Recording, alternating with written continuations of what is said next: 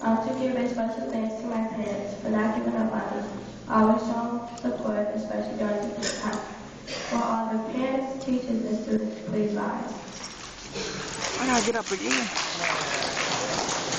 I can't do it again. Come on now, y'all.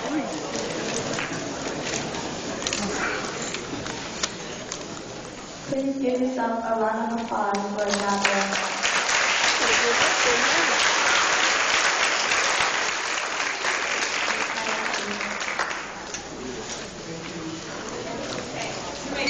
Let's give her another round. Let me sit down.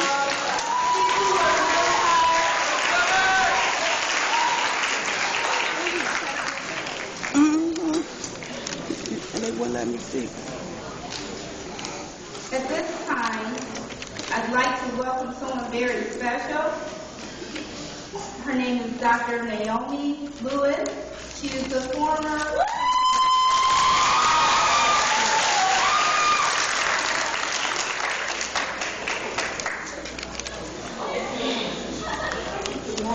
Good morning.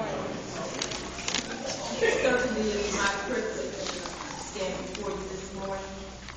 And certainly I'd like to thank Principal Angela Broden in her absence, Assistant Principal Jones for inviting me.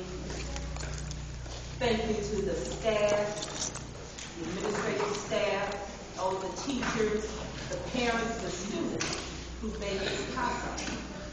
But I'd like to say you've done an excellent job. And everything I've heard this morning speaks of victory. Victory is where we're on our way to. That's right. I hear the sound of victory. I see victory when I look in your faces. I hear victory in your steps. I heard victory in your singing. Even though it was soft and a little hesitant, the sound of victory was there, and the possibilities are awesome for you. I was thinking, what can I say to this group of young people?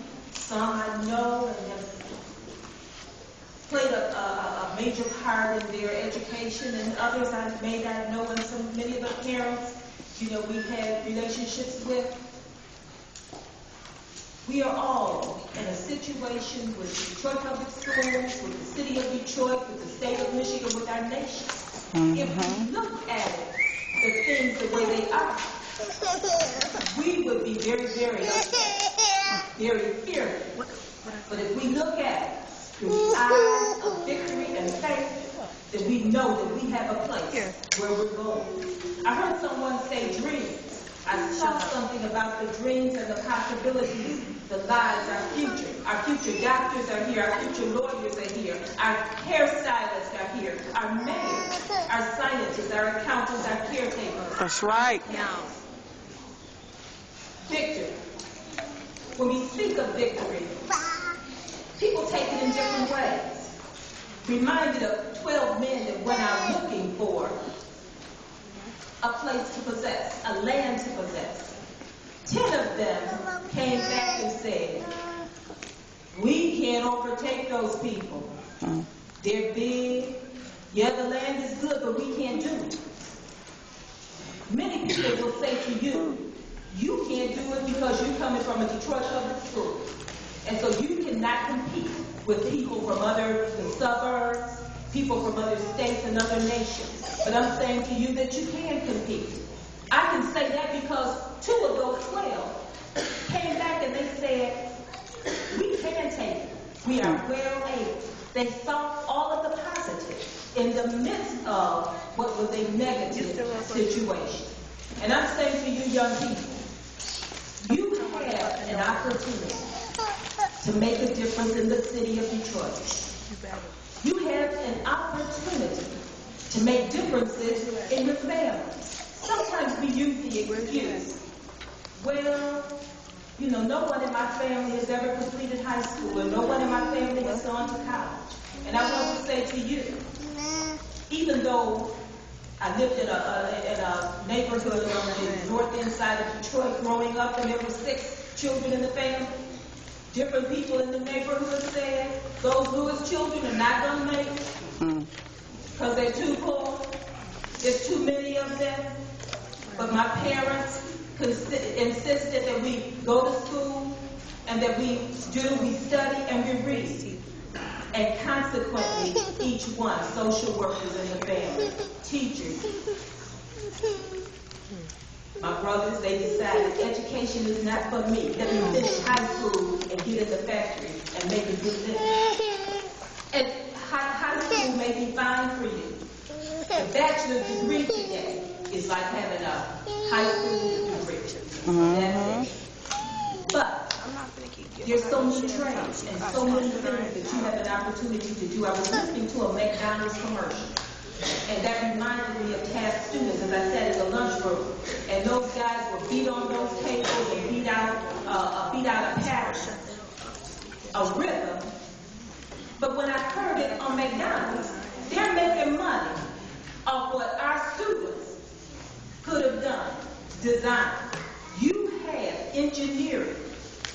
You have it in your heart, in your body. You have rhythm. Don't allow anyone to tell you that you can't do, that you cannot make it. You have a dream. What is it? Some of you really do want to play basketball or football or some other type of sport. I say go for it. But I also say in the meantime, prepare for something else. That's right.